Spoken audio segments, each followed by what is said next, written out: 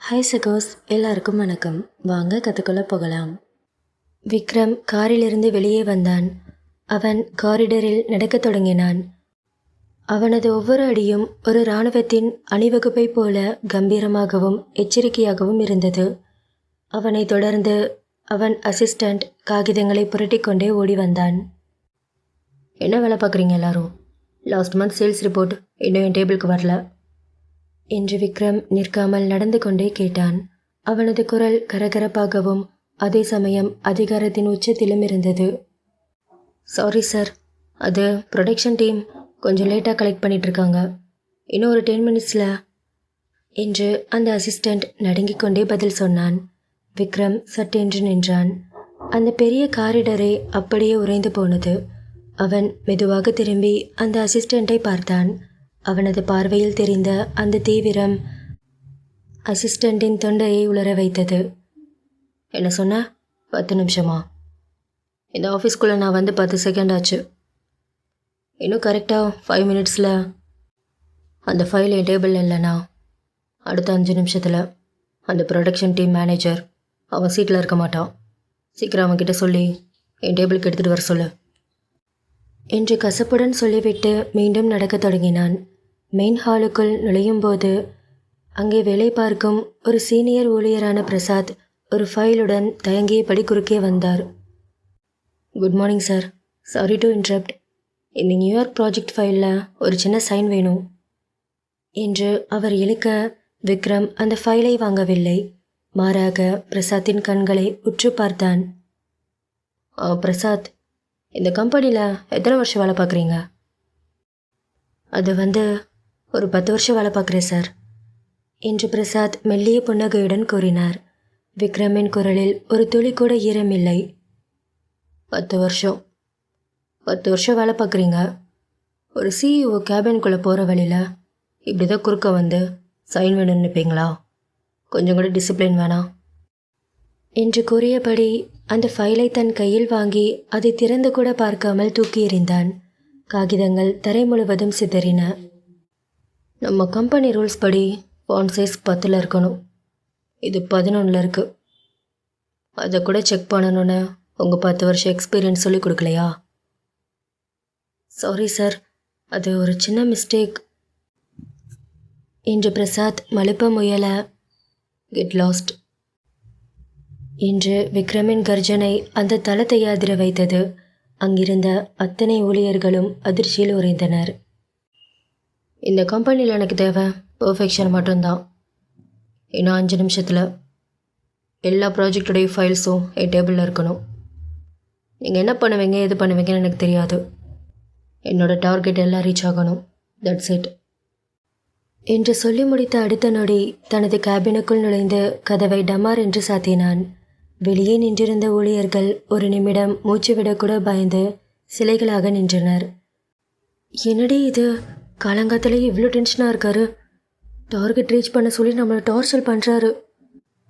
சரியான சிடுமூஞ்சி, இவர்கிட்ட போய் எல்லாரும் மாட்டிக்கிட்டோம் என்று அங்கிருந்த ஊழியர்கள் அமைதியாக முணுமுணுத்தனர். அந்த பிரம்மாண்டமான ஆர்வி இண்டஸ்ட்ரீஸ் பார்க்கிங் ஏரியாவிற்குள் ஒரு சிவப்பு நிற ஸ்கூட்டி பாய்ந்து வந்து நின்றது. பிரேக் பிடித்த சத்தத்தில் டயர்கள் அலறின. தியா அவசர அவசரமாக ஸ்டாண்ட் போட்டுவிட்டு ஹெல்மெட்டை கழற்றினாள். கலைந்த முடியை சரி செய்து கொண்டு கை கடிகாரத்தை பார்த்தவளுக்கு இதயம் ஒரு நிமிடம் நின்று துடித்தது. ஐயோ போச்சு, மணி 9க்கு மேலே ஆச்சு. இன்னைக்கு அந்த சனி பகவான் என்னென்ன பண்ண போகிறானோ என்று புலம்பியபடி நிமிர்ந்து பார்த்தால் அலுவலகத்தின் பிரதான வாயில் வெகு தூரத்தில் இருந்தது. தியா தனது லேப்டாப் பேக்கை சரி செய்து கொண்டு ஓடத் தொடங்கினாள். ஆனால் அவள் அணிந்திருந்த அந்த ஹை ஹீல்ஸ் அவளுக்கு பெரும் தடையாக இருந்தது. வேகமாக ஓட முடியாமல் தடுமாறினாள். கடவுளே, நான் இருக்கிற நிலைமையில இந்த ஹீல்ஸ் வர என்று எரிச்சலான தியா சற்றும் யோசிக்காமல் அங்கேயே குனிந்து 2 ஹீல்ஸையும் கழற்றி கையில் எடுத்துக்கொண்டாள். இப்போது வெறும் கால்களோடு கையில் ஹீல்ஸை பிடித்து கொண்டு ஒரு ஓட்டப்பந்தய வீராங்கனை போல பிரதான வாயிலை நோக்கி பாய்ந்தாள்.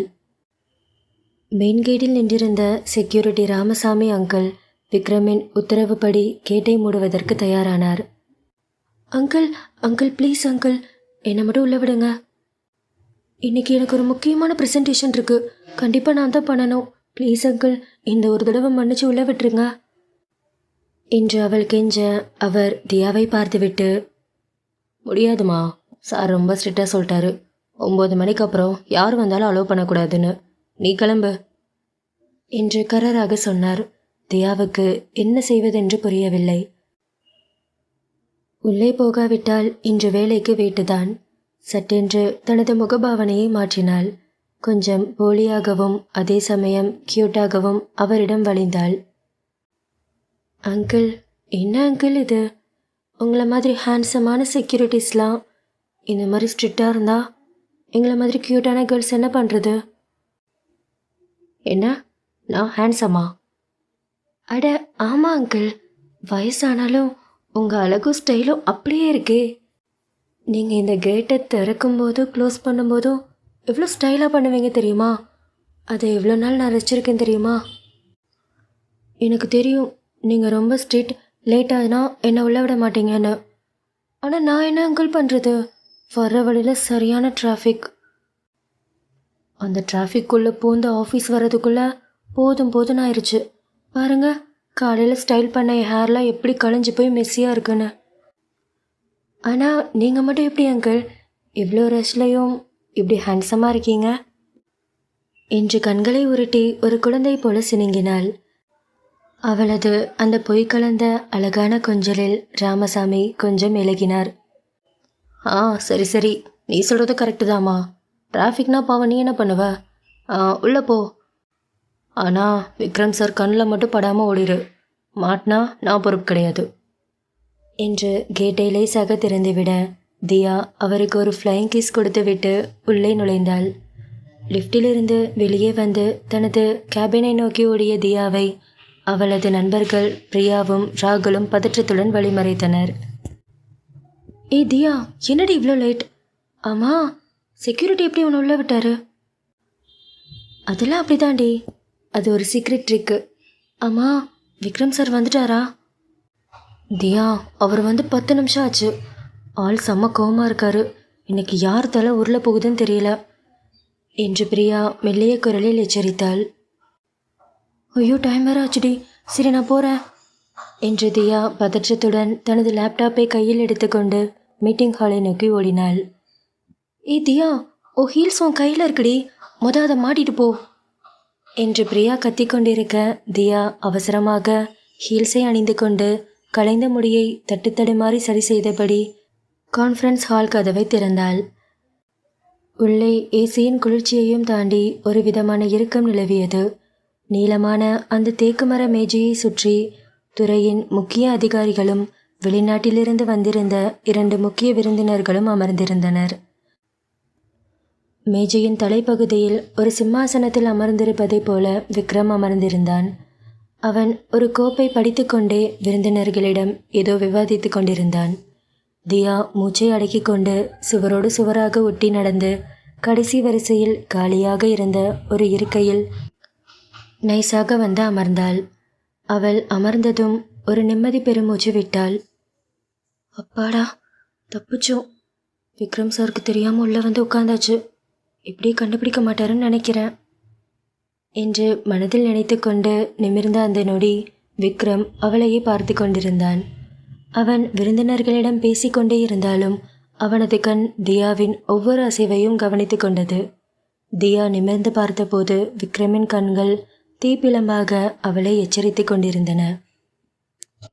அவன் விருந்தினர்கள் முன்னிலையில் இருந்ததால் அவளை வார்த்தைகளால் எதுவும் சொல்லவில்லை. ஆனால் அவனது அந்த மௌனமான முறைப்பு ஆயிரக்கணக்கான வசவுகளை விட கொடூரமாக இருந்தது. தியாவுக்கு அப்படியே உடல் நடுங்கியது. அவனது கலக்கு பார்வையை எதிர்கொள்ள முடியாமல் சட்டென்று தலையை குனிந்து மேஜையின் மீது இருந்த ஒரு வெற்றுத்தாளை பார்ப்பது போல நடித்தாள். என்ன இது? இவரையே இப்படி பார்க்குறாரு? ஐயோ தியா, மாட்டிக்கிட்ட. இன்னைக்கு என்ன பண்ண போறானோ என்று அவள் பதறிக்கொண்டிருக்க, அவளது இதயம் வெளியே கேட்கும் அளவுக்கு வேகமாக துடித்தது. அவள் பயத்தில் உறைந்து போய் அமர்ந்திருக்க மீட்டிங் தொடர்ந்து நடந்து கொண்டிருந்தது. தியாவுக்கு அந்த ஏசி அறையிலும் வியர்க்க தொடங்கியது. விக்ரமின் அந்த ஒரே ஒரு முறைப்பு அவளை அணு அணுவாக சித்திரவதை செய்து கொண்டிருந்தது. இந்த கதையுடைய அடுத்த பாகம் சீக்கிரமே நம்ம சேனலில் வந்துடும். மறக்காமல் சேனலை சப்ஸ்கிரைப் பண்ணிக்கோங்க. கதையை பற்றின உங்கள் கருத்துக்களை கமெண்ட்டில் சொல்லுங்கள்.